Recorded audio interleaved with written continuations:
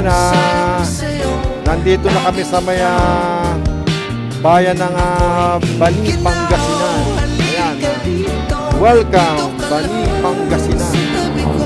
Kaya medyo bumagal na yung biyahe natin. Kasi nandito na yata tayo sa mismong proper ng Bani. Ayan, medyo marami ng sasakyan dito banda.